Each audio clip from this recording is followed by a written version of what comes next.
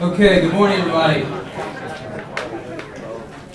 So Allie is walking through the scorecard, and you can see how the group is, what their answers are as a group in each category. Looks like a lot of folks have some awareness from excellent, very good, average, needs improvement. I would have thought it would have been higher than that, okay, because I know in each of those categories, I'd like to say that we do all these things, but we don't have it really, we're not measuring it. So it's just a matter of individual people in a company. It's not a corporate type of thing. But I thought this is really very interesting. Gary's going to use these as he walks through his questions, just to see where the point of emphasis would be. But first of all, thank you for coming early morning. Phi-Di-4 wasn't so bad, right? My name is Jeff Gallo. I'm with Brendan Fender, and I'm a co-founder with CEO Leadership Forums. As those of you know who have been here before, we try to do these events 5 times a year or so. We do them on campus, we do them here. We used to have much longer versions, that took 4 or 5 hours. But in the world we're in, we got to be more succinct and more intentional with our focus. So that's why we were picking something like this. We had version 1 of ESG back in May, which just touched on some of these things, and we figured, you know what? I mean, during the summer I was on a vacation and I took all things of Harvard Business Review with me. And I saw the entire issue was on ESG. So I came back to the group and said, we should probably get into this for one reason. It's in the public discourse. I know you got factions that are at war about various aspects. The fact is, the up-and-coming generation is touching these, and if we're not looking at these as organizations and the business leaders, we may not get the right people. We may not get the right motivated people, because when I was growing up, my mentors used to say, my parents, if you don't stand for something, you stand for nothing. Right? And so that's one of those things.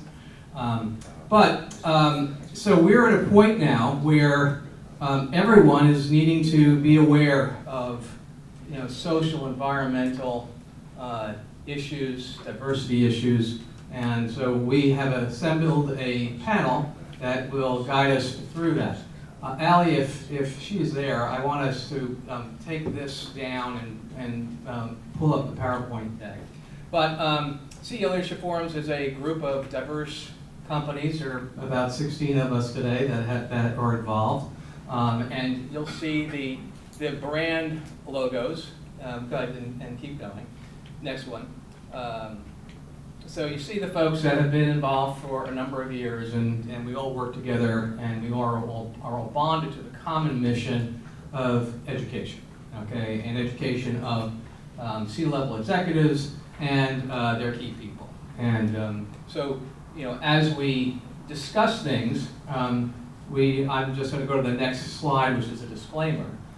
These are not representative of us as an organization, me as a company. So as comments come out, these are individual opinions. All right. If I were talking tax law, believe me, you'd be hearing facts, right? Okay.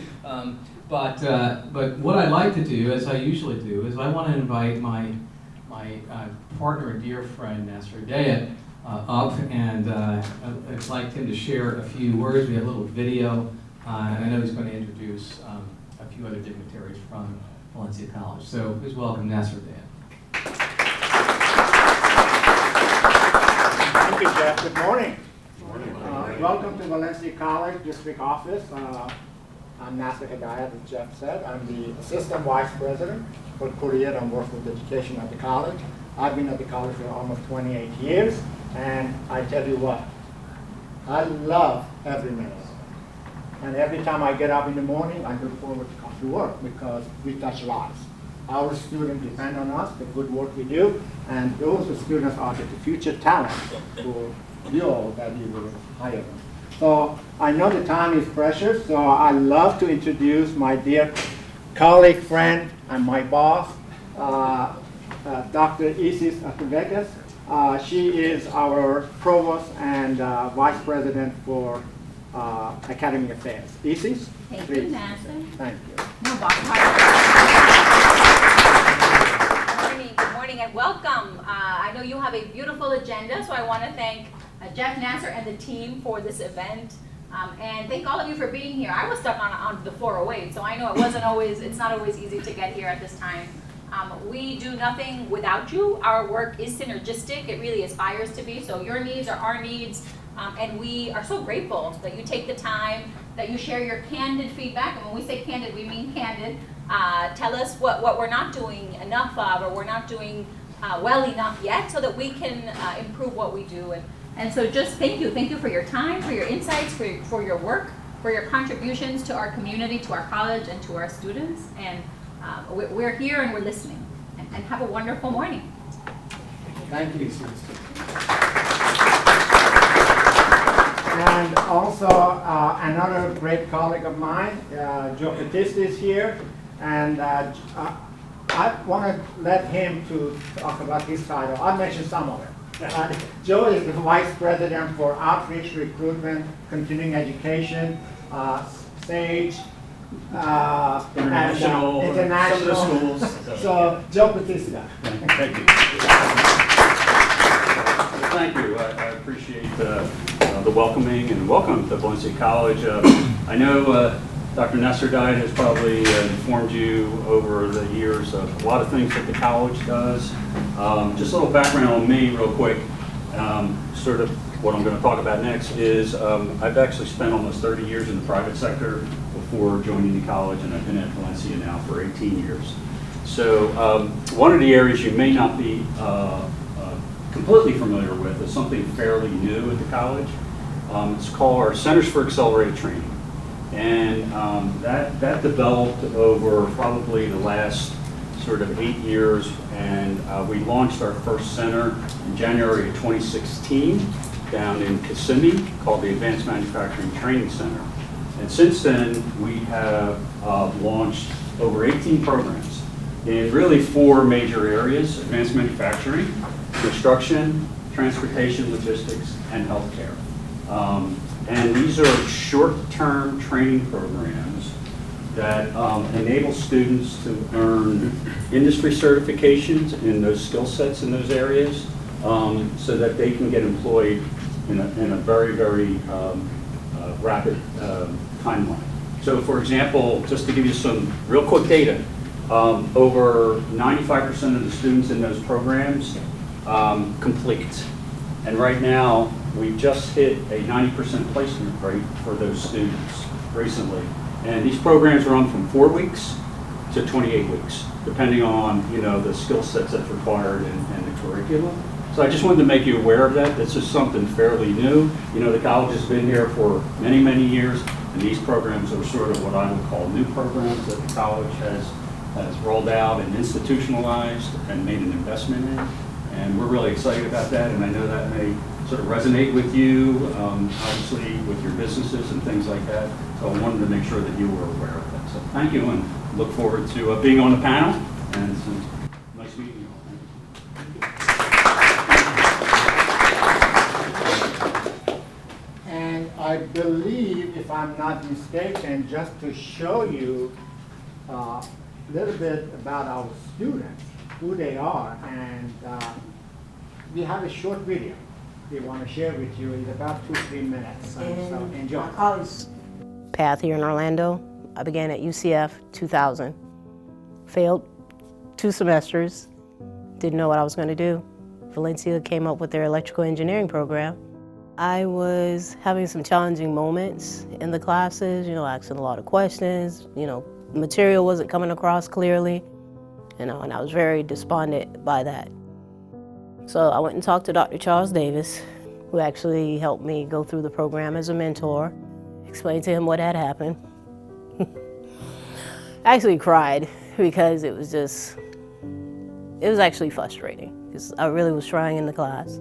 You know, and while talking to him, he found out that I actually had background in computers. So he said, why don't you look into the computer engineering program? Seeing my mom, you know, try her best to keep food on the table and have a roof over her head just made me think, like, this is not what I want for my future. We were, you know, homeless, living with family and friends on their couches and stuff. At one point we were living in our car, staying at hotels. So it was pretty rough in the beginning. So the first time I got into the welding bay, I'm not gonna lie, I was pretty nervous. It was intimidating. Like, you come into this shop, at first it was pretty dark. I was like, my goodness, what am I gonna do? Am I gonna mess up? And then as soon as like I, you know, strike the arc and I saw the, like, just the bead and stuff, I was like, wow, this is amazing. The glow, it was like, this is so empowering. Like, I wanna do this. I graduated from the class of 2021 of Valencia College, and now I'm at UCF. When I had any type of questions of, hey, how do I apply? Which degree sounds best for me? What kind of prerequisites that I needed for my UCF experience to start, and what do I have to do? And Valencia just guided me through that. And anytime I had any questions, Valencia was always there for me, to have someone be like, hey, these are the classes that you should take while you're here. That way that can ease your transition towards UCF. My career goal is to be a teacher. Right now, my degree is in secondary education on mathematics with a minor in theater. I got my master's from USF in cybersecurity, cyber intelligence concentration. And now I'm currently at UCF in a PhD program, computer engineering, concentration is computer security and network security. I think of Valencia like a little nest. And while you're here, we're gonna nurture you with education, give you all the tools that you need and deserve. And once you're ready, you're gonna go ahead and fly off and be able to go to one of those big colleges. And I think that's so important for anyone that's thinking about going to a 4-year college. That way, when the real world comes, you're completely ready for that. Custom Metal Designs in Oakland, Florida, they make conveyor belts. I was so nervous to take the welding test, like extremely nervous. I was like, there's no way.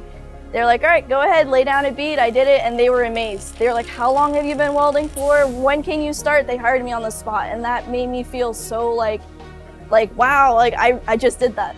So I've always tinkered with things, wanted to be an engineer. You know, I can do this.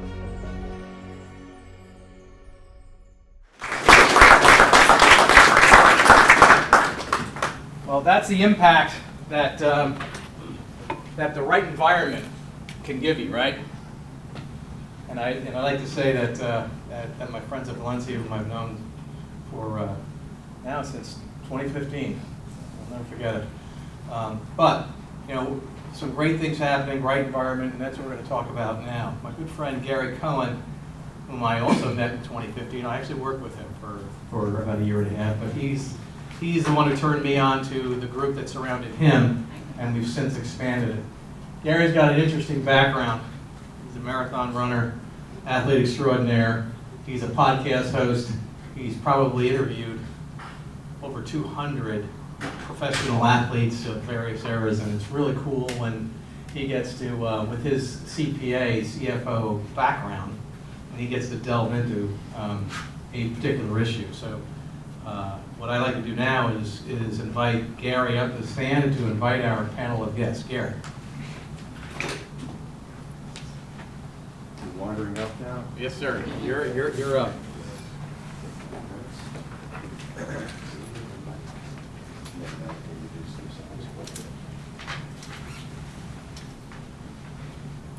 Hi there. It's great to be here. And yeah, like Jeff said, this all started back in 2015. We had a small group, my networking group, and some of them are here. Glenn Griffiths with Griffiths Wealth Strategies, and Doug Foreman with Fringe Benefits. I don't know if anyone else, but we had a small group of about 6 people, and Jeff joined us at M Perspective, where we do CFO and strategic services. And Jeff had done a similar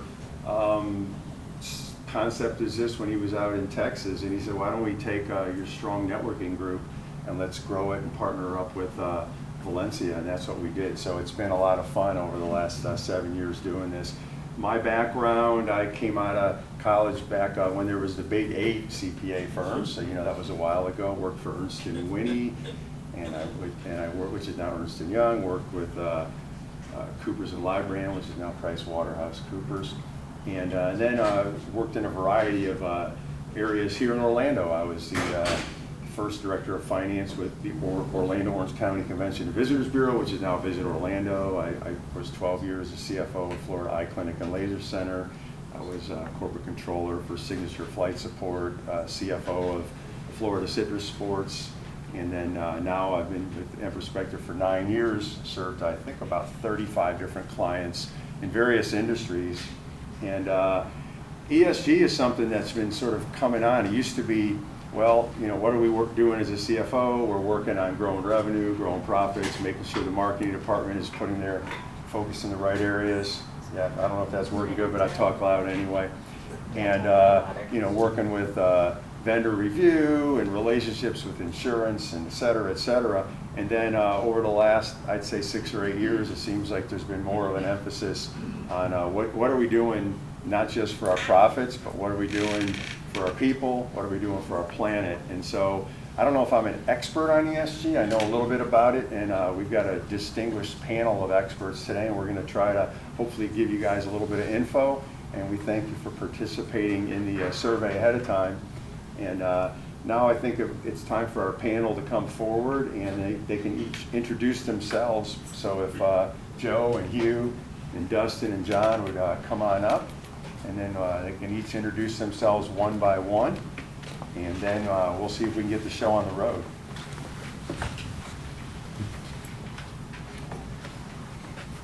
I'm in awe of this great panel we have too, by the way. This is really an amazing panel of experts.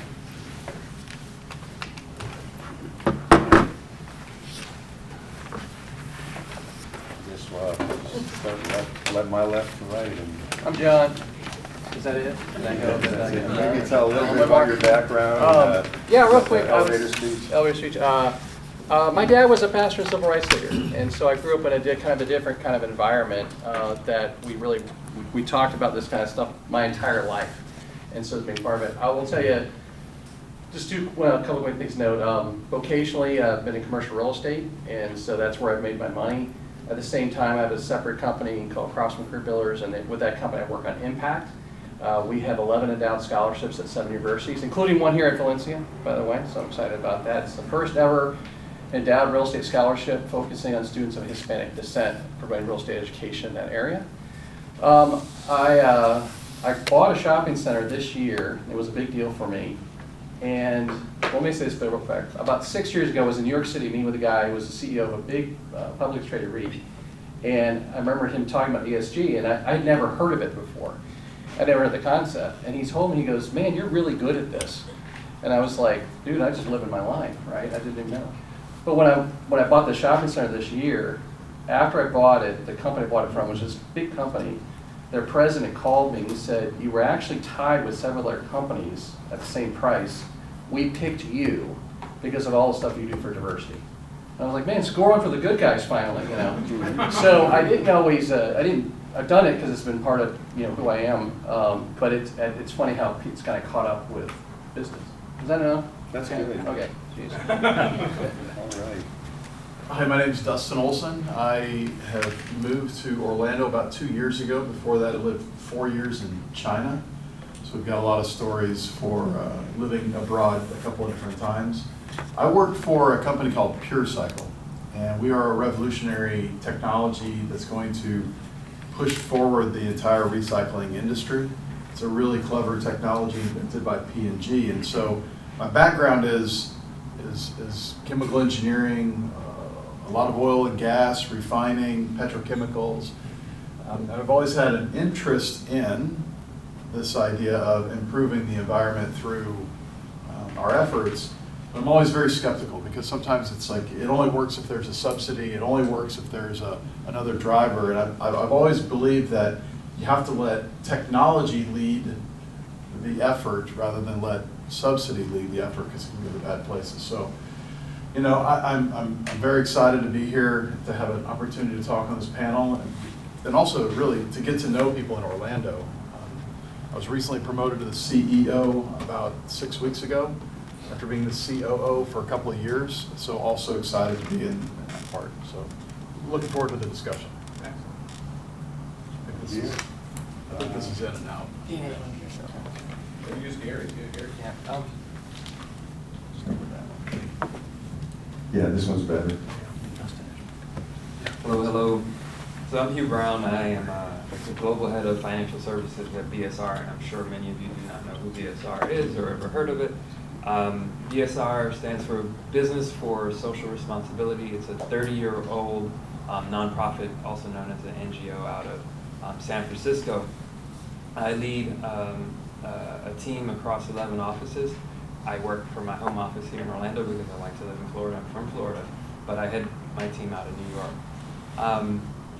I was excited to speak here because I never do anything locally. They've already heard this before. I fly around the world and have been working in the space, in the ESG space specifically for the last 9 years, or going on 9 years. So my background is I previously was at another NGO called Ceres out of Boston that focuses on climate change, sustainability, and everything in between. And that NGO works with investors, corporations, and policymakers. And before that, I was with the Florida State Board of Administration, which is a $250 billion pension fund here in Florida, where I actually got bit by the ESG bug. And that's where I got acclimated to ESG and understanding everything around ESG. And I'll just say clearly that ESG is used interchangeably with sustainability and climate change. And so before that, I was with another firm called Morgan Stanley. And there I worked on consulting cities and counties and institutions and hospitals specifically around cash management and everything in between. And so it's great to be here. And as I pass the mic, I do want to have an opportunity to actually set the stage for you all on ESG because I do work globally.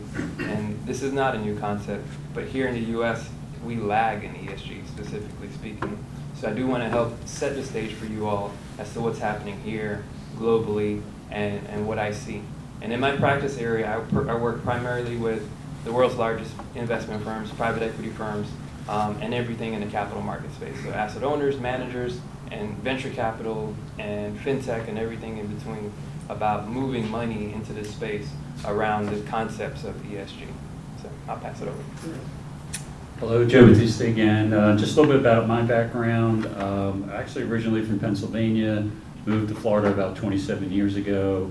In my career, I have worked for a couple of large companies like PepsiCo, Chase Manhattan Bank. I have been a CFO at a couple of organizations. And then prior to joining Valencia, I was a senior vice president for an IT managed services business in higher education, where we had clients of colleges and universities throughout the country, and then found my way to Valencia College. And like I mentioned earlier, have been here for 18 years and in different capacities and manage, call it the portfolio now, different areas within the college that I'm involved with.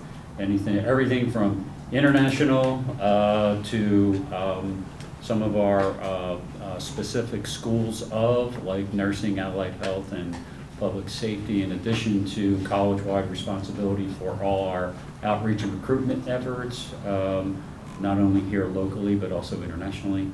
And then one of the things we did a number of years ago was some things you may or may not know about our students. About 65 to 70% of them are part-time.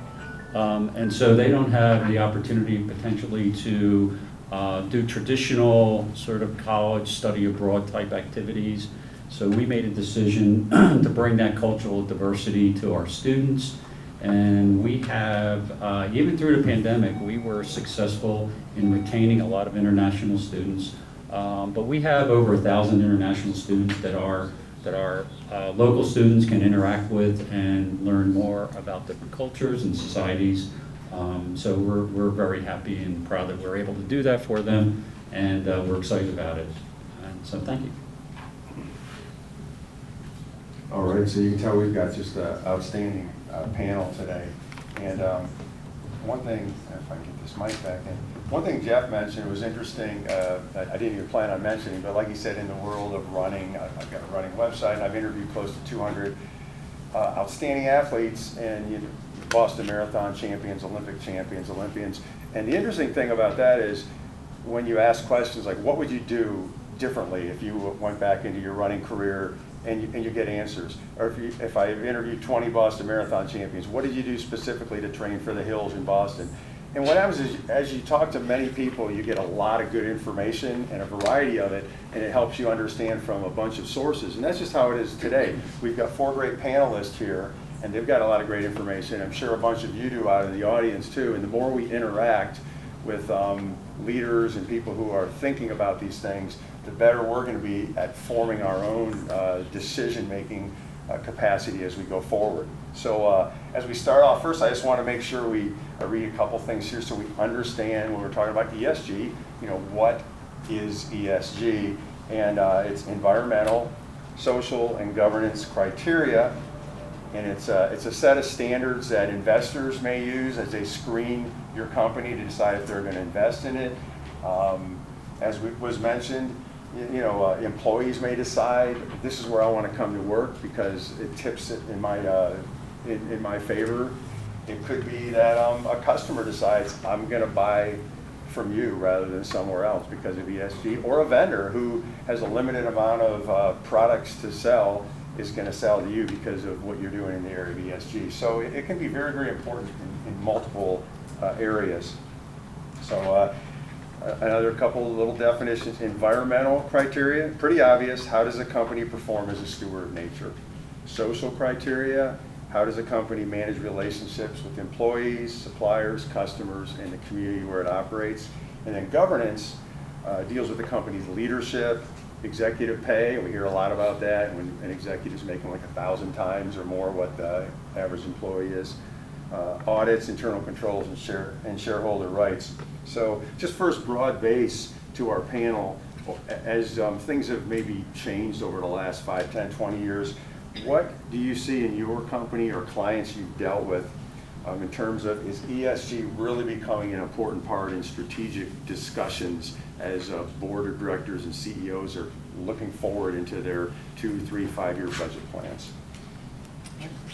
I can go first. Okay. Can you everybody hear me? Okay. So you may be thinking that Valencia College, it's education, but we're also a business, right? We have employees, we have customers, which are our students. We have numerous locations around Central Florida, lots of buildings, etc. So and so when you look at all these 3 areas, for example, in governance, the college has a very well-defined governance structure because they try to encourage more voices at the table to help with, we call it better decision, more trust, better decisions. And so the governance structure was set in place many years ago. It's been modified a few times. Currently, we just changed it again to try to encourage more employees and even get student voices into the conversation about what happens within the college. We have a new strategic impact plan that is what we call our 2030 plan. There are specific goals that we're trying to reach, but embedded in that strategic impact plan is equity and opportunity, and how that sort of intersects with every other goal that we do within the institution. And then environmental is very, very big. It's a big concern everywhere. One of the things that we took advantage of because of the pandemic, because of a lot of the federal investment, was where we made a lot of changes to our infrastructure, especially to our facilities, in terms of making sure our facilities had better clean air inside. There was a big investment in that area. And then even our grounds and everything that happens within our locations, and whether you're looking at native species of plants or things like that, things that are more environmentally sound. We haven't had a new building in a while, but when we do, we always make sure that they are environmentally sound buildings, etc. So it's one, and we have and there's a big initiative within the college There's a lot of faculty, students, and staff that are very concerned about sustainability. You may have heard recently that Representative Darren Soto was able to get a $500,000 grant so that we could put solar panels on our Point Siena campus buildings, so that our whole goal is the college has a goal of trying to become carbon neutral by 2050. This is kind of the first step in one of our locations that will be generated by solar panel. It's a small campus, but we're starting there, and we do a number of other things for sustainability within the college. Yeah, can I add something? Sure. You know, I think that, so the question was, how are we doing with this? And I think to Hugh's point, it is still a very new concept. And I think there's some companies like Valencia that are first class and they're doing it. And I think there are a lot of companies that are totally clueless to it. So there's probably some A's and some F's all in between. I think that one of the first things I wanted to put on the table is that this is a big concept, and if you're a smaller company, you don't have to try to think about boiling the ocean, right? You don't have to do it all. Like what I'm doing, I'll never be Dustin. Like what he's doing is so awesome in that area. I'm just a regular guy, and I don't even understand all the science and kind of smart stuff. But I don't have to be him. I can cheer him on, and then the stuff I'm doing, I can do. So I would tell companies, when you look at ESG, don't feel like you have to be dominant in all three. You can certainly pick the one that you feel the most passionate about, but push into it hard.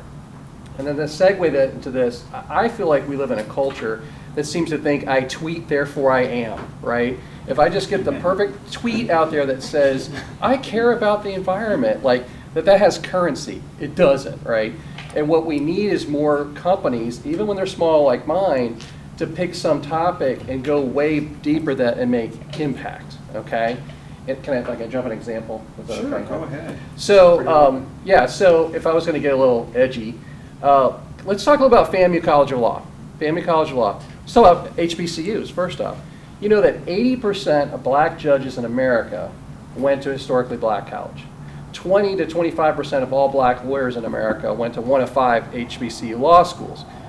The most diverse law school in the United States is the FAMU College of Law that's in downtown Orlando, right? So if we want to start talking, and FAMU College of Law graduates more black lawyers every semester than the other state law schools combined.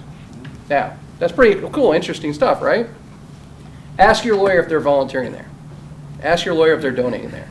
Look at the top 25 law firms in downtown Orlando, and I ask you how many of them are invested in that law school in downtown Orlando. I talked to a lawyer who's a household name, and I've said, hey, I really liked your help with FAMU College of Law. And he said to me, we won't recruit there. I said, why not? He goes, we only recruit at FSU and UF, right? That's elitism. I said, you'll drive 4 hours and 2 hours, you won't go 2 blocks? Nope. I promise you, if you look at any lawyer you can think of, you see their commercial, whatever, ask yourself this, are they donating to those law schools? They're not, okay? So that's, to me, it's like, that's something I look at, like, even if you're a small company, asking your law firm, hey, are we invested in the law school in our downtown that's helping make an impact, right? They're very small things we do, or be invested in Valencia. We've talked about that too. But I just want you to know, like, no, I think a lot of companies are not good at this, but you don't have to be overwhelmed at it. Just pick your lane and then try to get deep into that lane. That'll be a good segue to our next couple questions, but I know you and Dustin may want to say something first. But yeah, that'll be a great segue into our next couple questions dealing with community needs and outreach. But go ahead, Hugh. Well, like I said, I want to take a step back because ESG is a concept. It helps communicate certain things.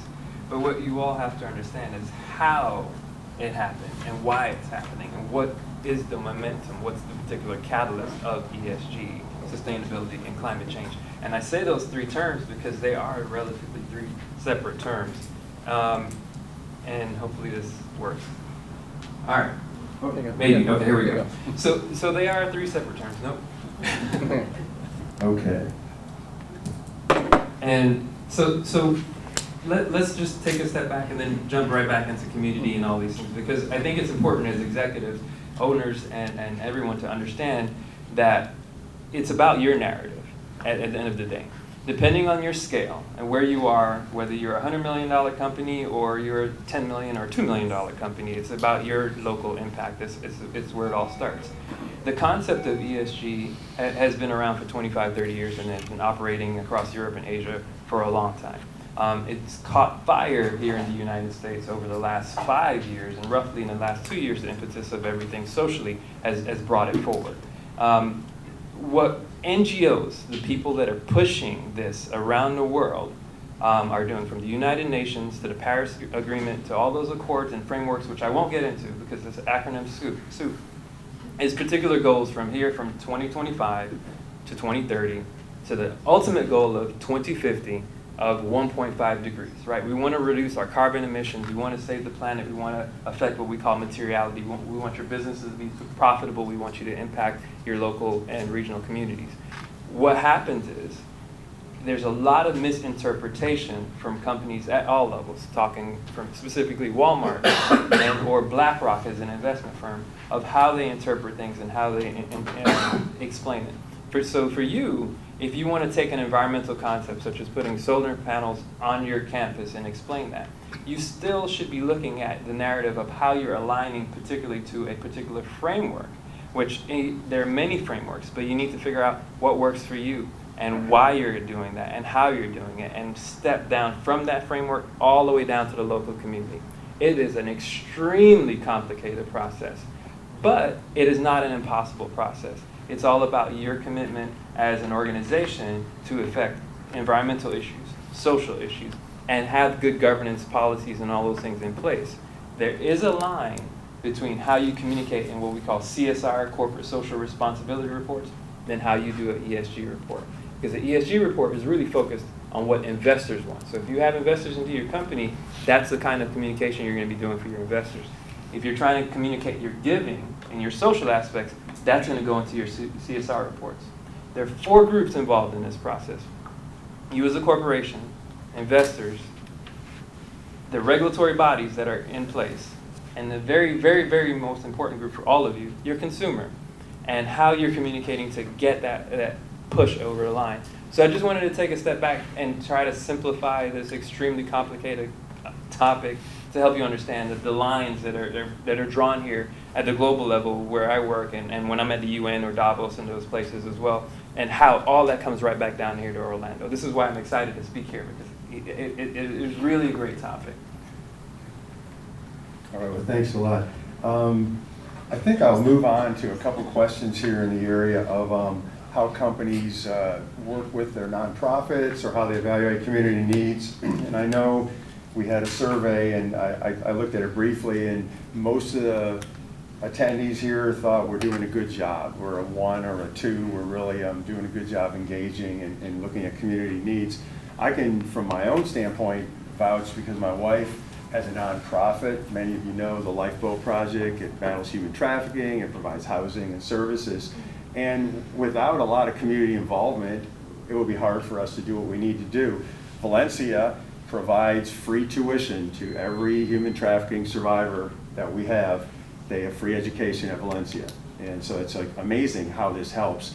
We have some survivors that come in, they need to get their GED. When they do, they can go to Valencia, or if they already have their high school education, they can come here. And it's monstrous, because without education, how are they going to move forward? And both of my daughters went to Valencia, 2 years at Valencia and 2 years at UCF. So, you know, Nasser knows that. But anyway, so that's one way. Also, we hear about where are we hiring lawyers from, who's helping, who's doing things in the community. We have doctors and dentists who volunteer some of their services and give free treatment. And I think that's what everybody in this room can think of. What are our products and services? And what can we do to help our community and to help nonprofits with them? If I'm a lawyer and I'm working, do I provide pro bono legal work for 4 hours a month to a certain nonprofit that I'm working with? We all have different products and services out there. What can we do? What can we do to help? You'll hear things like, well, a grocery store, when they have their day-old food, rather than throwing it out, they have different nonprofits or Coalition for the Homeless, or someone that can come by. The food's perfectly good. Restaurants do this too.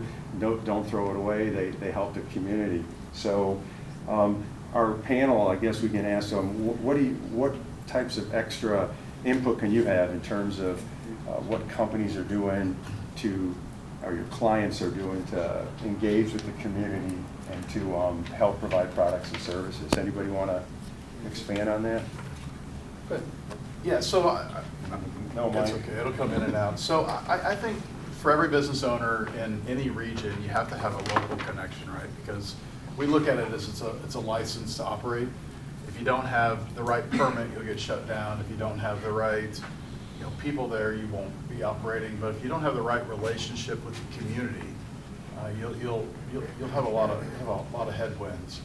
So what we do specifically is we try to engage the local schools. We try to have specific community service days that everybody in our company will participate in. And generally, we try to take the local leadership at each of our facilities and integrate them into key leadership forums or community forums so they can get to know people. I think that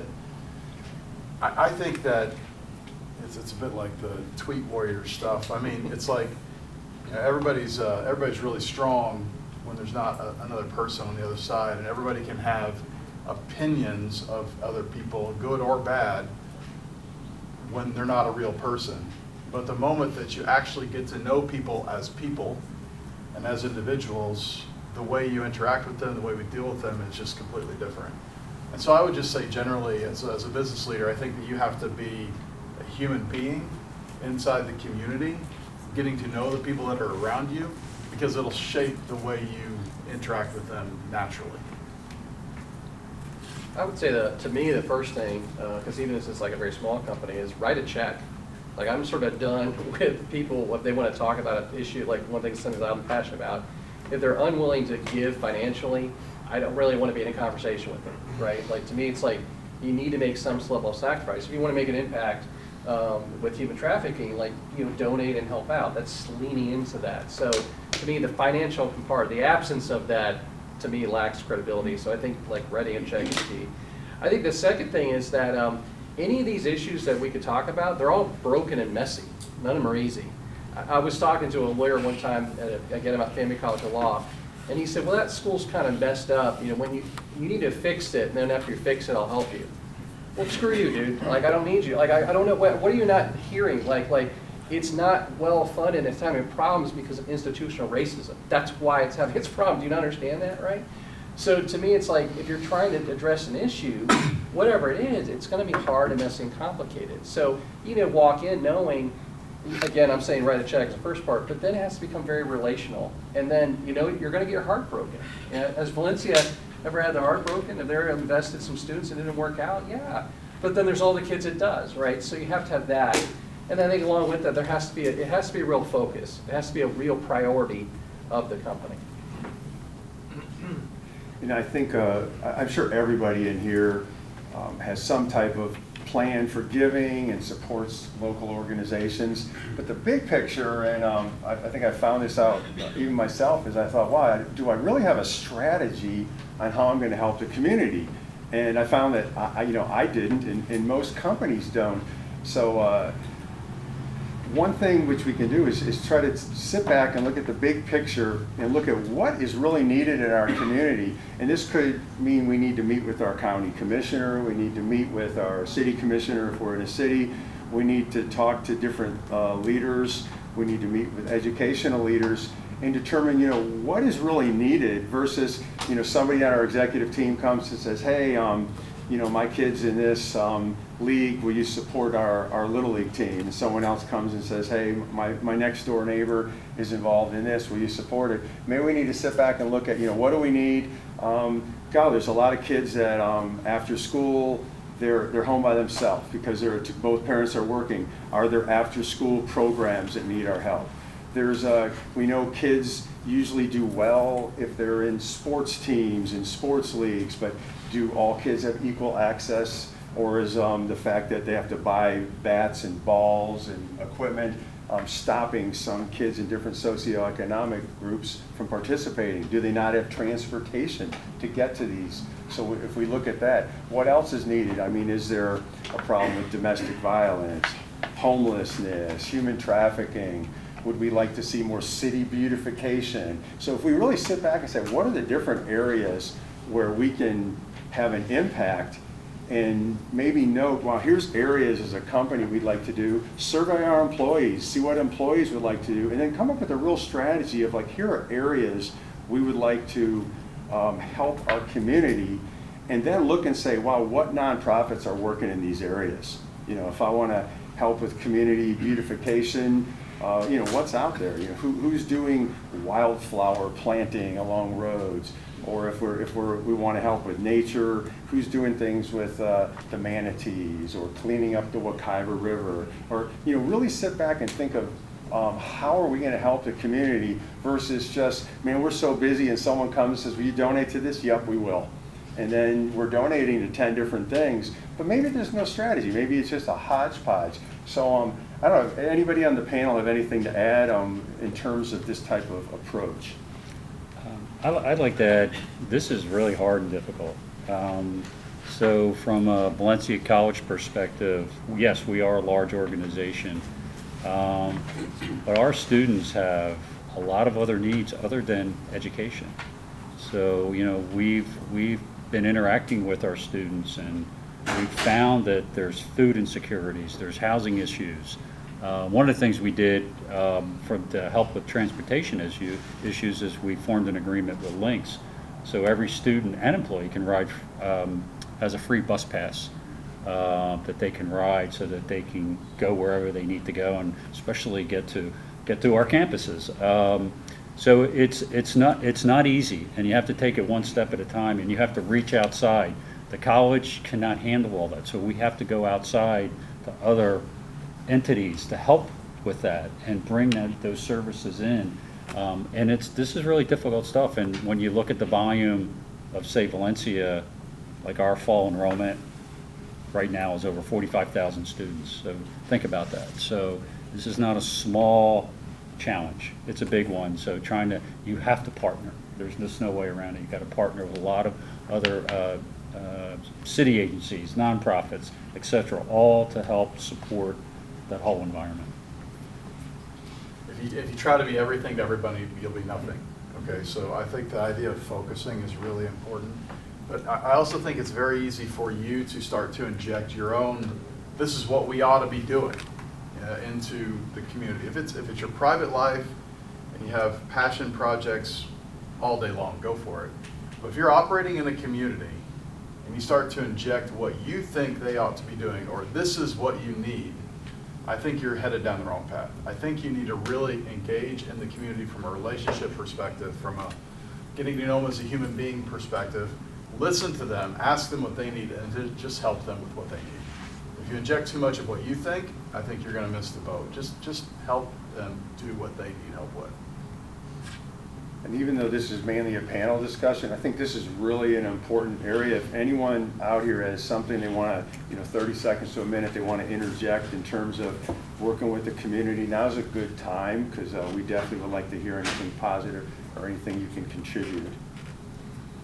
I have a question. Sure. So our industry is, we're medical doctors in the medical marijuana industry, Mm-hmm. which in itself is a controversial topic. How do you get involved more statewide? We're not in one community. So how do you find something that's, one, not controversial? Like, first of all, I think of schools and stuff. Well, we're in the pot industry, so how do you? Yeah, and I don't know a lot about your specific industry, but just in general, from things I've read and things in the media, I know it can be therapeutic help, maybe for veterans who have PTSD, maybe for people who have mental health issues. So the real key is, if you're not really sure, do your research and start contacting people if you have questions like that, to figure out this is what we offer and we're selling, but we'd also maybe like to help contribute. Is there a veterans organization that could use this, that could utilize our services? Are there mental health professionals who maybe suggest this to their clients, and maybe that's the way you go. Again, I'm not an expert, but reach out and get input. Yeah, can I add something to that? Oh yeah, go ahead, Hugh. I'll just say, you know, obviously Florida's a different state. We're very unique in many, many ways, right? And there are other states that are participating in the space that you're in and working very well. So one thing I'd suggest for you is to just take a quick look through some best practice research and see what they're doing, and see if there are any particular associations that have been formed that you can work with. Then you can bring that here locally and see how you can roll that out, made specifically for you. I know a friend of mine, he owns a dispensary up in Washington, and he's been doing it a long time. And I know one of the biggest things in the space is obviously the lack of diversity and the licensing and all those challenges that have come in with medical marijuana.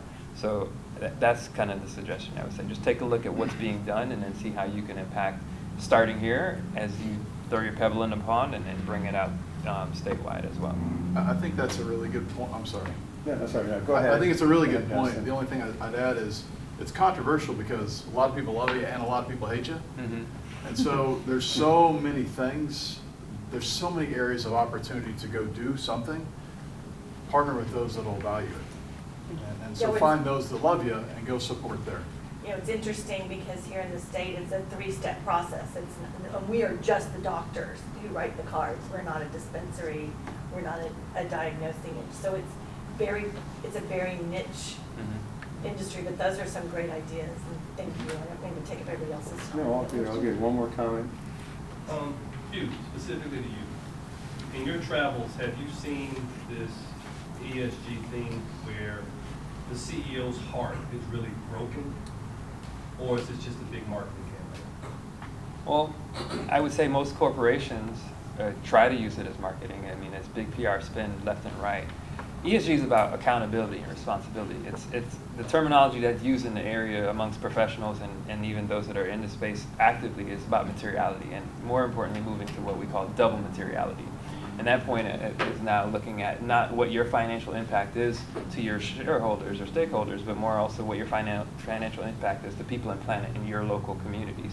So I can say not every CEO is in tune with that, because historically that's not what CEOs have been in tune with, especially when we're speaking here in the United States.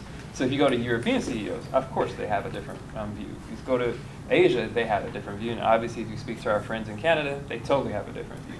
So it's really about the organization, but at this point now it's come so bottom up here specifically in the U.S. That CEOs have to listen. And if you're looking on the path to gain capital or you want to be publicly traded, you have a short window of fixing things and getting your house in order to maintain that level, because at some point in time, some big institutional investor, some private equity firm is going to come knocking at your door, because that's their key to take over and to do things and to push you to do more. So the long-winded answer is it's not that necessarily CEOs are broken or they're using it as marketing campaigns. It's a paradigm shift that has happened in a tsunami here relatively in the last few years, but has been going on for 30 years. And then we'll have one more comment, then we'll move on. You too, okay? I wanted to hear how the panelists think of, climate change became kind of a political hot potato. And now I understand, I read an article yesterday that ESG is being called a cult, and that it's becoming a hot potato. So how do you deal with the whole the political ramifications? And we're gonna get into some climate change specific questions in a bit. But yeah, it's interesting when the media tends to spin things to get a lot of attention. I've been around a lot of newscasters in Orlando over the years, and most of them, tell me the research shows that local newscasts, 75% of people want weather and 75% of people want crime. So that's what they give you. Media also knows that if we don't have something that has a personal human touch, it's hard to get people. So when you watch something on a nightly news, they can always find one person to cry or look sad and emotional, and that pulls in the heartstrings, and they're smart about doing that. Media likes numbers when they're. I'm not asking about the numbers, though. I'm asking about But- for a business owner, how do you deal with the politics? No, I'm just trying to say though, there's a lot of things like that. I'm just trying to say the big picture is they have a different set of motives for things. So how do you deal with things? Because a lot of times. Can I answer a question? Go ahead. That's Go fine. ahead. I think the answer is it's like going back to your core business and what you're trying to get accomplished. At some point, you have to ignore all that other stuff, right? Like, there's one of the weirdest things in our state right now is we have woke people and anti-woke people. And a lot of the stuff they're talking about is garbage, like across the board is garbage. You know, when that stuff sort of got ramped up and there was this whole thing about statues coming down, one of the coolest things happened was the state of Florida named a bridge after my dad because, you know, he was a bridge builder. And so I held an event with him and I had Republicans, Democrats there together. And I just found a kind of good, like-minded people, you know, to your point, when you're talking about this other issue. So to me, it's like, don't be controlled by the garbage. You've got to come back to your own truth, like your own passion, and you got to stay focused on that. And the good people will see that, right? You know, I have a own very set political beliefs, and then the stuff I'm working on with that belief is stuff I'm passionate about, and I partner with anybody. Anybody that wants to come help, they are welcome, right? But you can't let those narratives control. You've got to stay focused on your core. I'll add that all politics are local. And ESG is not a political issue as much as the global media tries to make it. It's about capital. That's really what it comes down to. It comes down to capital, then operations, and then how you're improving various metrics across the S and the G. So for you, going back to what I said, it's local. So yes, our governor in the news is saying things and it's woke, but at the same time he's restoring their Everglades and doing XYZ. They just cannot say the word and they won't use it because it's a political faction and they're driving into narrative. So don't pay attention to that. Focus on what you want to do and how you're going to do your thing for your company and move it forward. But you need to control your narrative for your company and display your impact with true metrics behind what you've said you've done, and hold your nonprofits that you're giving to accountable, track that, and report it back to your consumers and who's running your company governance-wise as well. I think it's such a good question. What I heard, our view, what we say in our company is, you do you. Okay, you do you. If you want to show up in blue jeans and a button down, you do you. If you want to show up in shorts and Bermuda shirt, you do you. So I think embracing the you do you is important. And I think that staying focused to who you are is, I think, what both of them had said. I think also, to your point, about the marketing versus real. Like, there's no doubt that this topic is it's another license to operate. So if you don't have a plan or you don't have a strategy or you don't have the talking points for your company, then you're going to get left behind. It's going to become a thing you've got to do. It can be very marketed and highly political and maybe not real, but it's at least a standard by which we all have to start answering to, and that at least gets us pointed in the right direction. How you do that, how you do you, or how much you make it real versus marketing, that's up to you. And I think good people do recognize those that are really trying to do good and those that are fake. So I feel like the more that you really embrace it, try to see the good that can come from it, as opposed to just trying to get that metric that'll make you look good, I think people will notice. And ultimately, in the long run, that's what's going to matter. It's also important too. Words can marginalize people or trigger people, things like that. And so, you know, when he's got a global view, right? And some people hear the word global and they're like, ooh, they cringe, right? But what he's also saying, it's local, right? So, but that's to Dustin's point. It's like you got to know your local group, use the right language, take the education from you, and then localize it and empower it that way, right? And you don't want to be political. You want it to be about impact, and that's really the key. So I wanted to add, so you know Valencia, right, is a state institution. But Valencia has outlined, and again, I agree with everyone, we've outlined what our plan is, what we're trying to accomplish here, regardless of what else happens. You know, there are certain regulations that affect us, some of them don't, but we localize it to what we're doing here locally and how that impacts our community, everyone, because our community is everyone. It's our employees, our staff, our students, and others within the community. So we kind of do, like you said, we do us. We do Valencia. So we go down that path. So it's another way of thinking about it is just that there is a lot of outside noise, but we try to put it aside, and we do what's best for our community. All right, I think I'm going to try to move on a little bit now to, that was great input, just amazing.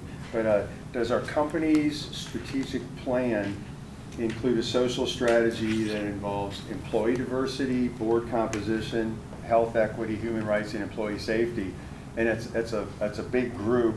I think I saw on our survey there was a lot of 1s, 2s, and 3s where people thought they were doing well. And because there's so many different things involved, you know, when you think of employee diversity and board composition, I think the first thing people always look at is what's on the outside. Well, what gender and race, because it's like real obvious. But what is the real composition of a board in terms of the types of people that we're bringing to it that offer a variety of opinions to help the company go forward? So it's part of that.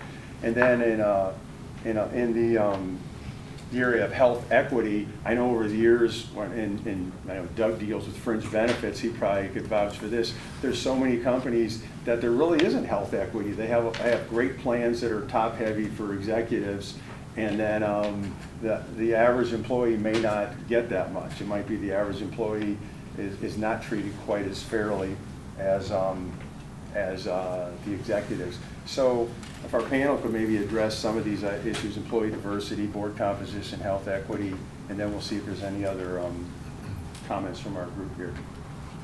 So we're a public company, so we have a board and all the audit committees, comp committees, finance, all these different things we have to manage, okay? And so I'll start by saying Lovie Smith, the head coach of the future Super Bowl champion Houston Texans. In 2036. He had this great comment. He was being asked about diversity and those ranks, and somebody said, so what's it going to take to have more African American head coaches in the NFL? And his answer was, we need to hire more African American coaches to let them grow up to become ready to take the role. And so this is a really hard topic because sometimes you're in these positions and you're looking around, it's like, wow, you've got this sea of candidates, and let's say they're all one ethnicity, gender, race, whatever category, and then you've got this tug to try to find the diversity and inclusion metrics to get you to a different place. So sometimes you're really worried about, how do I find that? So at first you have to be really focused on, the unbiased view, because we all have bias. Like it or not, we do. We walk into it with a certain lens. We're going to see things a certain way. We have to recognize that. If we don't recognize that we do that naturally, and it's no fault of people, but it happens, if we don't recognize it, then you're not going to see through the lens. Okay, but if you get past that, you can see through the lens, then you've got to look for the talent and be focused on trying to find the opportunities to lift people up into different leadership roles. But beyond that, I think a longer term, because this is a long-term problem. ESG is new, it's becoming a thing because we're all kind of waking up to the fact that there's change that we need to make, or change that has happened because of the way we've been for the last 50, 60, 70 years. So it's a long-term thing.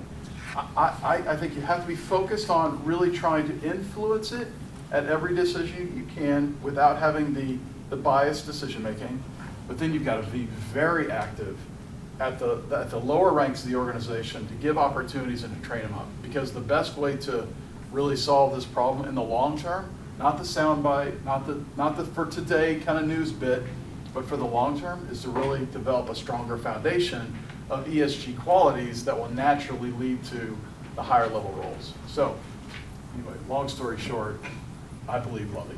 I agree with that, and I would add on top of that, diversity is not about lowering the bar, it's about widening the net. And I've been fortunate, I've lectured about 30 different universities, all major areas across Florida and much of the South. And when I've guest lectured at these schools, all the kids they're good kids, but there's a gap, and then there's one university where the kids have been the most exceptional I've ever seen. And like if you came with me in all 30 lectures and I said pick one to go back to, there's one school you'd pick. That school is Florida A&M. Florida A&M. You come guest lecture me at their SBI program, I'm telling you, it's the most impressive business lecture you'll give students anywhere. I've had to say that to crowds sometimes. People got mad at me about that, by the way. But I'm just telling you, that's my life experience.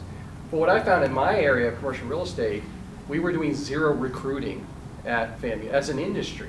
And Starwood Capital, great group, a great company out of Miami Beach, they asked me to come meet with them last summer, and I did. And when I asked for a bottle of water, they gave me a carton of water, because they're really ESG, they're trying to be these good folks.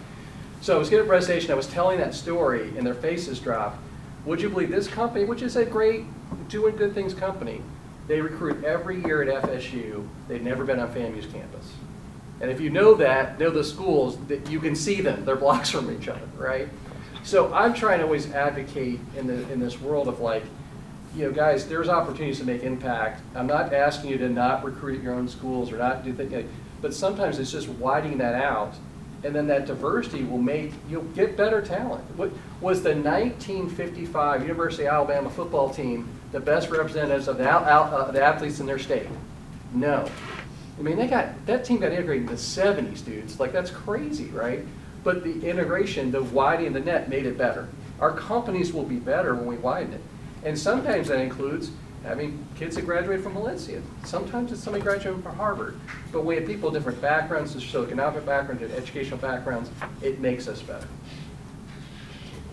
Yeah, that's amazing. It reminds me of one of the interviews I did. His name's Herb Douglas. He was a 1948 bronze medalist in the Olympics, and I interviewed him a few years ago. He just turned 100 earlier this year. And Herb said back, I think it was in the 60s, Pabst Blue Ribbon took a chance with him. Herb's African American, and they put him in charge of outreach. So he got Pabst Blue Ribbon into the whole Southeast U.S., all the different black markets, and their sales expanded amazingly. Then he gets hired away by Moet Hennessy. And then what did he do? He got Hennessy into all those neighborhoods. His name is the godfather of Hennessy because he was the one who made it the cognac to drink in the black community. So the amazing thing is, I think a lot of times people don't realize, what our strategy needs to be, what are our different consumers who might want our product or service, and then who do I get to go in there and do it? And sometimes a company has to think outside the box. And for her, Pabst did, and then another company stole them away because they realized what a great talent he had. So I think a lot of times we need to look at that when we're looking at our employees and our board and trying to figure out what do we do to expand our products and services. Another real interesting area is supply chain sustainability involved in your decision-making process of vendor approval. And there's different areas. Does the vendor adhere to fair labor practices, emission control, and responsible sourcing of products? And this is interesting because I think a lot of times when we're going out to get products, we just get the lowest price, we get something that's available, we may not think about it, and it may look good. The form may be good, but the substance may not. Maybe a good example is, yep, I bought an electric car, I'm doing really good, I'm helping the environment, but oh, wait a second, I didn't realize a lot of the chemicals for these batteries, the cobalt and the nickel and the neon, are overseas, and they're coming from places where they don't have fair labor practices, they don't have OSHA, people aren't getting paid $15 or $20 an hour, they're getting $1.50 an hour, and they're down underground in a mine, and they're sourcing these products so we can drive around in electric cars and think we're doing great. So, and some companies do better than others in those ways, and the new law that passed has addressed that. That passed a couple weeks ago in that Inflation Reduction Act. But anyway, the question I have to the board is, what do you see out there in terms of the companies you're working with? Are they starting to look a lot more at the supply chain and where things are coming from, and having this ESG question involved in their thought process? I think. Go ahead. I have no idea on this question. So I think if this isn't a leading indicator question about where the world is going, then we need to wake up. Okay, so we mentioned it earlier that ESG is becoming a license to operate. Okay? The very fact that question is in this panel is an indication that you got to think about it. Okay, so whether you're a buyer or a supplier, it's an opportunity. Okay, if you're a supplier and you don't have ESG standards, or you're not thinking about how to sell your company or do the right things to sell your company in this space, you're just going to miss opportunities. And then if you're a buyer of these things, and you've got to eventually answer to either the consuming public or to your board or to your shareholders, about what are you doing in this space, then you're going to miss it because this wave is coming. So so are we doing things like this? Sure. Like we have child labor laws and we have emission standards that we're looking at with different supplier bases and different checklists to evaluate vendors for doing things, and ESG is coming in. So we do a lot of these things, but for me, the bigger point here is it's coming, so pay attention to it now, because those that are well prepared in this space today are going to be well positioned tomorrow. I'll just add quickly to that.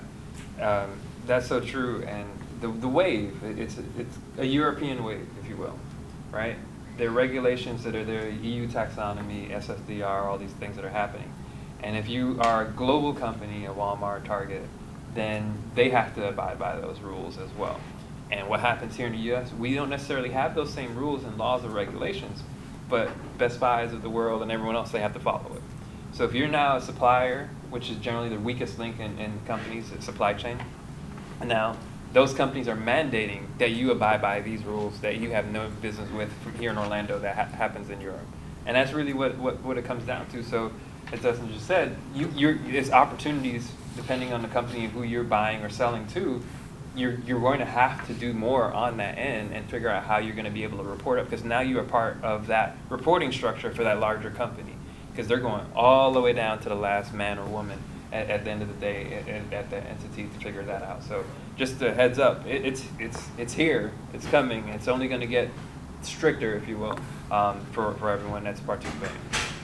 Absolutely, Yeah, I have a question, because this is a very intriguing piece, and I would especially like to hear Dustin and of course you as well. The world has gotten very used to cheap products, and we all know where they come from.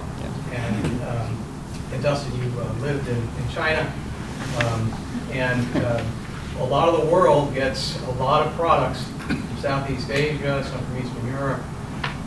And again, I don't know what's going on over in those countries with regards to this, but the people, like of course the companies you mentioned, are having to watch that, but then that's going to affect their profitability. And it goes to what Gary, you also said.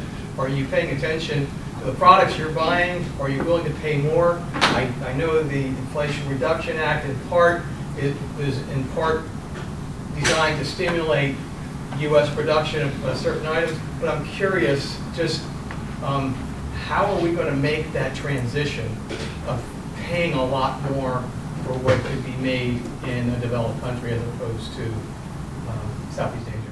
I think one thing is we actually have to think about it. You know, like you mentioned, like I forget which chemical it was. I think it's nickel or cobalt that's mined in Nigeria. A lot of it that goes into car batteries. And so the employees, they go underground. They're down there for 12 hours a day. They make $30, and they get 2 of these bottles of water a day. And they're down there in 100-degree temperature, and that's it. Those are their working conditions, because and that stuff's going into our car batteries.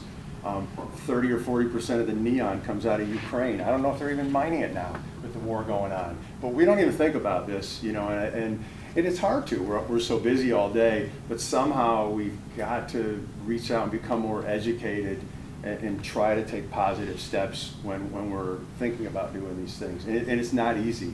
I mean, it's not easy to even find this information out. You almost just have to Google things and research and read about climate change and global warming and environmental impacts and water use on the planet. And you know, our planet, I've done research, it's made to house 1.5 to 2 billion people and sustain itself. We got 7 to 7.5. So we are utilizing natural resources faster than we can, and we're not going to reduce our planet's population. So how do we deal with just this large issue of too many people on a planet that has limited resources? So these are big questions, but they should maybe, when we get down to our smaller, what does our company do? We can only do our little part, but if everybody's company does a little part in our country and other countries, we'll help move in a positive direction. So to your question, I'll just say, you know, earlier I mentioned that ESG is about capital, right? It's about materiality, but it's primarily also about risk management. And for those that are in this space as well, that are driving it, they're looking at it from an enterprise risk management perspective. I would argue right now that I think we've started to already adjust to higher prices. It is true that we are onboarding more of our supply chain because COVID-19 exposed what we call the black swans, the outliers of what can happen to global companies. So we've finally learned our lesson. It's been in the models, the scenario analysis models for years, that it was so far out there, it wouldn't happen, but now it's happened. So I think if you all think prices are gonna go down in the next couple of years, I would say you're wrong. This is the new norm of where we are price-wise. And so this is an opportunity that companies are taking to be more profitable. If you look at the markets, you'll see companies are still doing relatively good earnings, but investors have pushed things so far, we want 20, 30, 40, 50% returns every year, when the truth is, realistically speaking, we should be around 10% on average. So it's here, I think it's coming. This is an opportunity for us to build more locally. It's for us to start our operations and plants. I'll pass it over to Dustin. Who's doing that, right? Yeah, so I hired this guy one time from Mexico, and moved him into the United States and like doubled his salary. Okay, like maybe 2.5 times his salary, just because the standard in Mexico versus the standard U.S. and just the way it worked out, that's what happened. And so I talked to him later, I'm like, man, you must be doing pretty good, right? I mean, this is a big change for you, big moment for your life. And he's like, yeah, but I'm not saving as much as I was before. I'm like, what are you talking about? He's like, well, I know my salary went up, but my cost structure went up like crazy. Okay, so I think that's an important story just to frame the discussion. Like, just because someone's making, let's say, lower wage in a different area doesn't mean that they have less life, okay? So, like, be very careful of the very easy, the very easy corollary of, well, if we double a person's salary or make it better, or if we just made that region pay more, it will be better for them. Maybe, maybe not, okay? Because that's an example of where the guy doubled his salary and he didn't actually take home more. So I was shocked by that. The other point is, if you've had the blessing of the ability to travel, then you get to see the world. It opens your eyes. I've gotten to live in Europe. I've gotten to live in Asia. Traveled all over the place, like 35, 40 countries or something like that. And what I say is it gives you an opportunity to read the newspaper a little differently. Like when you see a headline or you see a conversation, it's like. I would say my perspective of it is a little bit different. I would say that's like a diversity perspective because I've seen different cultures. And the thing that I would say is it's not as drastic as you think. Okay, so like it's like China's an amazing place. You go visit there. It's not like all sweatshops. Okay, it's like big buildings, amazing highways, sophisticated technologies, and people making good, fair wages. There are areas in the world that are horrible, and we have to like really guard against that because people take advantage of the situation and they drive horrible human conditions. Okay, we have to really guard against that, but don't just think that because it's not here, it's drastically different. Because in many cases, it's really not. So the places in the world aren't quite as terrible as we might think because we haven't seen them. The other thing, just in terms of it's not quite as drastic as you think, like the narrative can be, if we go do all this stuff, it's going to drive prices up and everybody's going to have, look, we're obviously in this hyperinflation moment right now where it's probably not a technical term, but this high inflation moment where everybody's like talking about it and seeing it, and stuff really costs more. So it's legit. But sometimes small changes in delivering goods to the consumer or doing it in a better way, they don't cost that much more. Okay, I'll give you an example that's in my world. Okay, if you've got a bottle of shampoo and it costs $5, how much does the plastic cost to make the bottle? It's like a nickel. Okay? So would a consumer be willing to double or triple the price of the plastic in order to use recycled products? Yeah. Like, big deal, right? It's a dime. Like, okay, I'm not trying to downplay the impact of a dime because a dime can mean a lot more to some people than it does to me, okay? But it's a dime. So like, it's not always as drastic as you think. Doing the right thing doesn't have to bankrupt people. Doing the right thing can be incremental and just a little bit better, and it really doesn't have to cost that much more. So I just think we have to be really careful to not buy into the news and the emotion and all this narrative. Like look at it for what it really is, and don't jump to it's a horrible, nasty, terrible, bad deal thing. It might just be a little bit, and a little bit can go a long way when it comes to ESG. I was an economics major in college. But since I didn't get my master's, I can't teach it, and I don't have my PhD, so nobody's going to listen to me. Right? But I kind of have some semblance of trying to understand, where's Adam Smith's invisible hand going to come and settle here? It comes. Is it all energy prices? No, Or? I'll tell you, my opinion is on ESG, and ESG is so much bigger than environmental. It's so much bigger than sustainability. Okay, right? It's the whole spectrum. So, but specific to the sustainability piece, which I think is what you're asking, it's about the consumer. If we don't wake up and recognize that consumers today, whether it's the newly graduated students, that they care more about it than what we did 30 years ago, you're crazy. And so, I mean, the invisible hand for me is, what are consumers willing to pay for? What are consumers willing to do? And if consumers continue to demand that we be ESG good, then companies better wake up to becoming ESG good, because that's the invisible hand that'll slap them if you don't. Consumers and employees, right? Oh, also true. Yeah. From a recruiting perspective, I'm sorry. I feel like I'm taking way too much time. But from an employee perspective, we are like pure ESG. Like we are like you want to save the world, like come for work for Pure Cycle. So we can attract people like no one else can because of our ESG position naturally.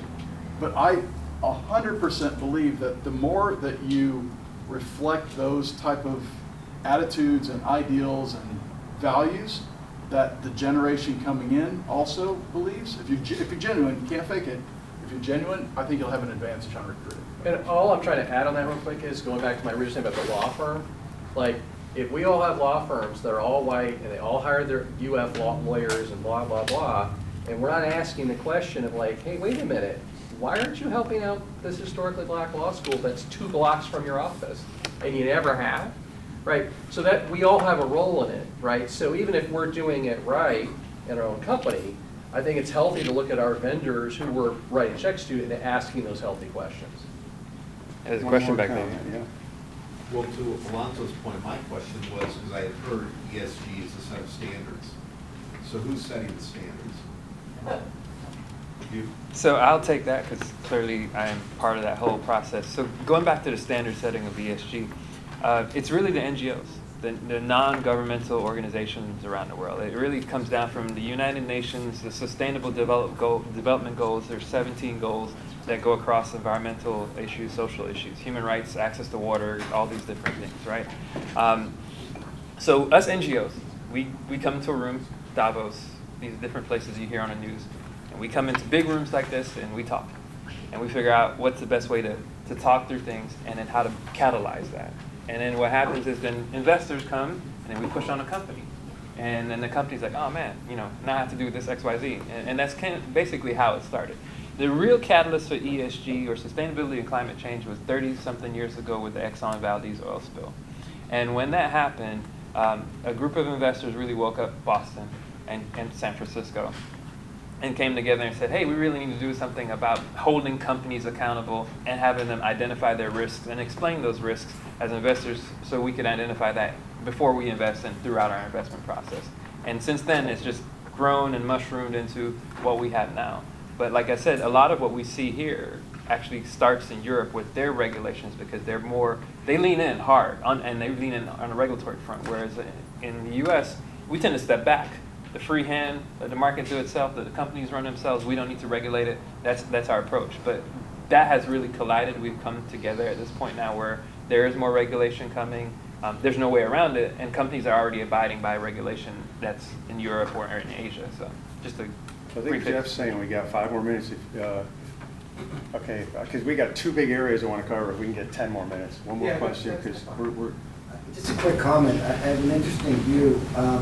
So I was on the buy-side investment firm 20 years ago, and ESG was being pushed to Fortune 500 companies.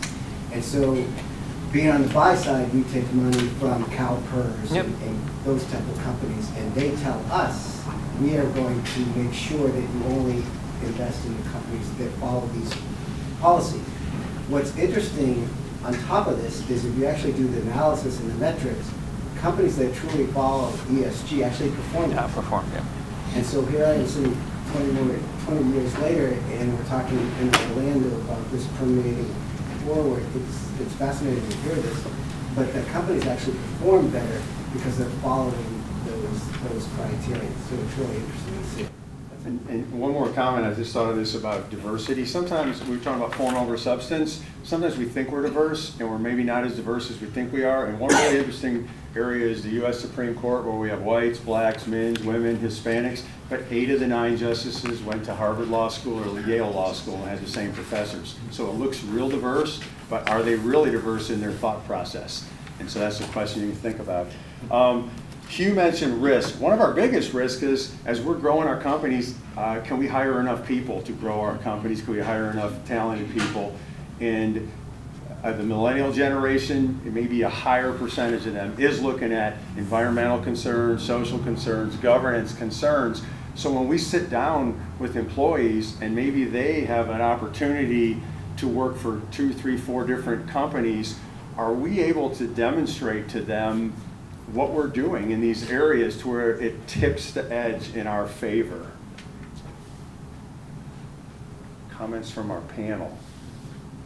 I know, Dustin, you said with your company, it seems like that is an edge you have. I mean, we have a unique position because our company is truly ESG, and it's such a wave. It's easier for us. But I think maybe at the very beginning of this discussion, there was you got to find a way to kind of focus, live small, and do something real inside your company. And it's so sure. I mean, I think that everybody's got an opportunity to differentiate yourself somewhere by doing something, because the reality is there's a lot of folks that haven't focused on it yet, and so those that even do just a little bit, I think they have an opportunity for differentiation. How do you, this is not the best word probably, but sell that to your employees? I mean, we're not a high-paying company for our introductory employees. They're thinking, how am I going to pay my bills? It's great that you're doing all this stuff, but what are you doing for me? Well, you do something outside the box. See, I can probably give like 3 examples. One, you remember when Chick-fil-A said we're not going to be open on Sunday because of religious reasons, and everybody said a restaurant can't do that, you guys are going to fail. Well, they were wrong. Right now in Texas, a lot of the rural districts were having trouble attracting teachers, so they went to a 4-day school week with 1 extra hour. They canceled a whole bunch of the days off. The kids are getting a total of 60 less educational hours the whole year. And guess what? They were full. They had all their teachers hired by June, and last year they had open positions. So they're doing that. The Greater Orlando Sports Commission, one of my clients, in the summer, everybody gets off Friday at noon. So you just start thinking of what extra little things can we do for the employees that show them that we care? And you maybe even ask employees, do a survey. I think it's a little bit different than that. I think that it's very easy to do your team buildings where you go to dinner, or you go to a go-kart track, or you go do something that's traditionally fun, cool to do. I think that if you think outside the box a bit and do like a homeless shelter or a food bank or a kids development center, and you find a way to create the opportunity to expose your team to areas that need support, I think it opens their eyes. And I think that's how you move from marketing to real. It's the why. You're giving them the why. You give them the why behind it, and then they'll naturally care, and then you build it in. I'm very close to what you said, Dustin, because I was in Houston for 8 years, and actually I was involved with Covenant House. So they had a special event, this is I guess back in 2012 or 2013, where we went out to the homeless community, and my CPA firm and a host of others. We had a candlelight service, then we went under the bridges, went to these various places, and you saw and we actually slept outside on the cardboard boxes. Okay, so we experienced that. It gave a whole other perspective for our company, okay, for the folks who participated. And really, there were only maybe 60 people from 20 companies that participated in this. But it's been expanding since then. So to your point, really very powerful when you're engaged. I'll just add one thing. So a couple months ago, I spoke here in Orlando to an industrial group. And these are the Maersk of the world, the containers, you know, all those issues we were talking about, the economics of that. But a lot of these companies, these are frontline workers, right? You can't not run the ship across the Atlantic and those things. You have to bring those containers in. So part of their challenge was giving them purpose, but also the bigger challenge too was work-life balance. So it's a combination of doing those things, but also giving maybe those frontline workers an extra day off or some hours to do something else, and then allowing them to go do a community event or something else. Yeah. So you have to kind of blend both of these things too, because remember, this concept is still relatively new to the older generation, right? And I'm not being ageist or anything like that. I'm just saying there are dynamics when it comes to this. And so you're playing too, depending on your organization and your company, you're playing to probably 4 different generations right now. And so you have to, it's kind of this making a sauce or a soup, if you will, and figuring out what's the best balance. So you have the right taste and right flavor for your organization. So going back to you locally. One of the things that, that our company's done, I think has been pretty cool, is we've hired a dream manager. That's this person's entire role, is a dream manager. And is required to meet with every employee, and the employees are required to put together a vision board of their life. It's a requirement. And part of that vision board is, you know, work, fun, legacy, service, and the dream manager's job is to help that employee hit every one of those dreams. So if there's a service aspect in a person's mind, I want to go on a mission trip to Israel, then we go figure out how to make that happen for them. And if that meant we've got to help subsidize it by giving you $500 or something like that, then we help you go. But the bottom line is, if the employee is completely tapped into the company and the company's helping the employee fulfill their dream, why in the world would they ever want to? I think that's exceptional. Yeah, I mean, you're hitting all your employees. You have to hit them on three ways, and you're doing it. You have to hit them personally, professionally, and financially. That's how you keep your employees today. And you have to balance that, and I think that's amazing.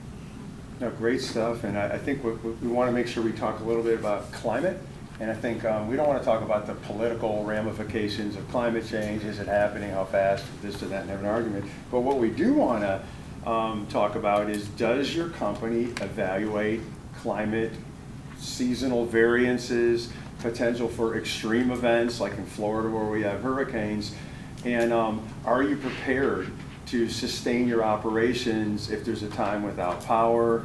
Are you looking at your insurance, business interruption insurance, to pay your employees during a time when you are inoperable, to make up for lost profits during these times? I've had places I've worked before where that actually happened in 2004 when we had the 3 hurricanes, and I was the CFO of Florida Eye Clinic and Laser Center, and we were closed for 3 days, and we had business interruption insurance that paid employees, and we had our business interruption insurance made up for lost profits during those days, and it was a lot of fun arguing with the insurance company, and then needless to say, at the end of the day, the settlement we got was 10 times what they initially offered.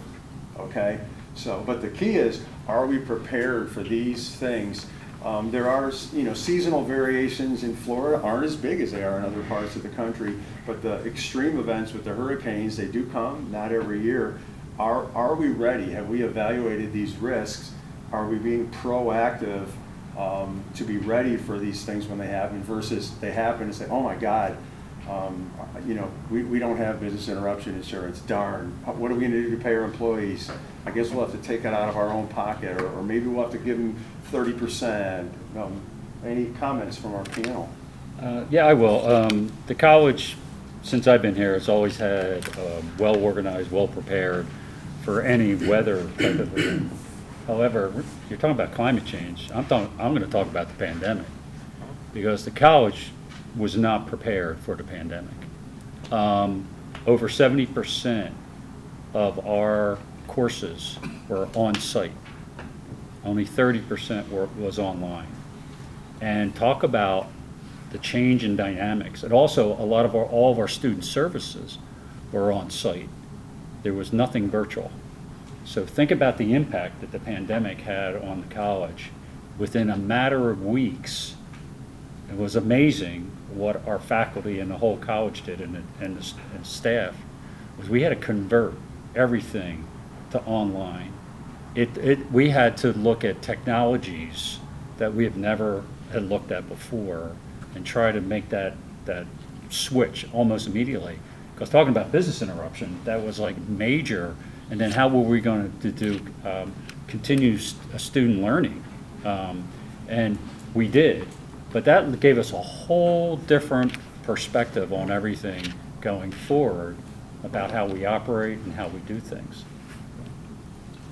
There's probably, and maybe some of you haven't seen it or heard about it, but there's a thing called life cycle analysis. And a life cycle analysis is where you look at an operation and you evaluate how much carbon impact there is for each step of the process. So, I mean, I agree, pandemic is an enormous thing. It's probably the most relevant thing to talk about, but the thing that is also coming to businesses is understanding your carbon footprint. And there's an LCA that you can ask for, or there's an LCA that you can do on your business to understand kind of your overall carbon impact with your suppliers, with your customers, everything. And that's probably just something to get your mind wrapped around, because that's another coming trend. It's like every big company is starting to talk about their carbon footprint. So we hear about like net reduction or zero carbon footprint by, that's what that is. And you can start to look at that, and you'll see it, you'll start to see it if you look for it. I think we're getting toward the end here, and you know, we discussed a lot of things. We discussed our impact on our community and on our society. We talked about climate and human rights and diversity and fair labor practices. It's a lot of stuff, millennial generation characteristics. But if you think about it, as you leave here, you know, think about the fact that as we work in these areas, we may attract more investment in our companies. When we get ready to sell, our company may be more attractive. If we're hiring, people are going to be more apt to come work for us. And then if we do have different contracts with the federal government is looking more at this too. I don't know how many of you have contracts with the federal government out here, but there's just so many different areas where this is more and more important. And I hope that when you leave here today, there's a lot of things in your head where you're spinning, man, I'm going to make some action items. And all of us, you know, you see on the panel, you got our contact info. We're all here to help. We're all here to give it any advice and give further clarification if we can. Anybody else, any final closing comments from our amazing panel we had today? The only thing I'd say is I have fear that sometimes big concepts will get attention and little things will not actually get advanced. And that's where I fear from. Bethune-Cookman University, I'm a trustee there. A huge percentage of students come from households living below the poverty line. First generation, a lot of single parent homes. And yet I still see, you know, the city of Daytona and really Central Florida disconnected from this college that's doing outstanding work. And so sometimes we can get these big concepts, and again, like the tweeting there where I am, and then actually doing the hard work to really help out marginalized people that don't have a voice. So I'm so grateful for the conversation, and I want to see it advance. I just want to make sure we're going back to who have been most negatively impacted, who needs the most resources, and making sure that the resources get there. I guess my final comment would be that I think more important than anything is to be genuine. So this ESG topic is so big and so political, like you mentioned earlier, that you've got to be genuine, because you know it's going to be important. So you need to pay attention to it as a business leader, because it's going to impact your business. But if you're not being genuine, then people will spot a fake very quickly. Okay, so it's coming. You got to address it but if you're not genuine, you'll lose. And if you're not genuine, you got to ask yourself why you're not, I think. Because if you're not genuine, I would encourage you to take a step back and say, okay, what is this thing all about? And is it important or is it not? Because I kind of don't think it is, but everybody says it is. Let's take a step back and learn a bit more. Because I think that if you take a step back and learn a bit more about why ESG is important, I think your perspective will widen, your eyes will get bigger, and then you'll see it as value, and then it'll naturally create a genuine impact. Hugh, closing comment? I'd just say that regardless of background, history, where you come from, where you are, the concept of ESG, sustainability, and climate change is here. And if you're operating a business, both from a risk management and profitability standpoint, as well as trying to hire and retain talent, it's something you should be paying attention to. So as leaders, I think it's time that you have that conversation internally and figure out what are your first steps. But more importantly, what are you doing in your first steps, starting locally for you here, and then taking that forward. Joe, land the plane, bring us home. The other panelists said mostly everything that I would have said anyway, and I think it's just a matter of taking a look at it, analyzing, and deciding how this actually could potentially have an impact on your organization. Thank you, everybody. I hope you learned a lot, and maybe it spurred some further thought process, and you're going to leave here with some action items and a plan to move forward and get better. That's all we can do every day is get better. Thank you. Thank you, everybody. I would like to draw your attention to a couple of things. This little document here is the roadmap of the various courses that people can take and the degrees that can be had. And I'd like my Valencia deans and professors who are here, stand up please. I just want to recognize you, right? So there are several folks here, and I would encourage you all to reach out to Sherry and Paul and Jared, okay, and who else we got here? Marie was here, there we go. Yeah, and if you have a question on how to connect with the college to get talent, we as CEO Leadership Forums have been very involved with that. We've given over $100,000 to the college for scholarships, for students over the past 4 years. Learn how you can get involved as well. So I want to thank my college dignitaries. I want to thank the crew that filmed this. You will all have access to this. To tell you the truth, this is one of the best panel events I've ever heard. It was really deep and inspirational, all at the same time, and real. And I'm excited about the future there. And Nasser and Martha, thank you for setting up all of the food and beverages. We will have this film available. Probably Mo, where's Mo? It'll probably be in the next few weeks. So have a look out for that. And again, if you have any questions on this issue, you do have this information here. I will tell you that everyone, I've known John Crossman for many years now. He's as you all heard, everybody's a straight talker here. He certainly is, but he also is a great mentor, and so I would encourage you to talk to each of the folks here. Dustin, thank you too. A very real, very cool perspective. Hugh, boy, I tell you, you're a wealth of knowledge, man. I can't wait to get to know you, more. And of course, Joe, thank you. So have a safe trip back. I'd like the panel here to have a quick picture that we can post, and have a safe drive home. Thank you very much. Thank you.